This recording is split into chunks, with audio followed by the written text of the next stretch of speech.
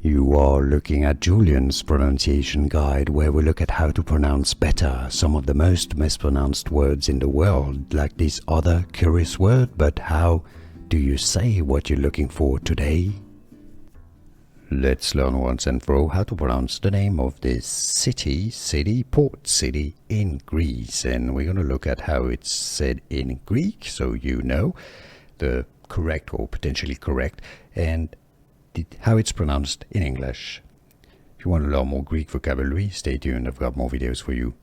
Piraeus is how it's pronounced in Greek, alright?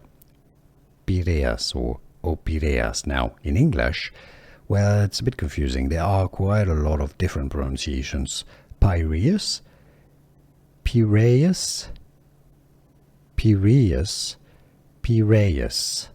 That's kind of all the different pronunciations, and they're kind of all correct in English. They're all used in English, so essentially kind of correct in English. But if you want to say it the Greek way, Piraeus, because the Greeks say it as Piraeus. And now you know.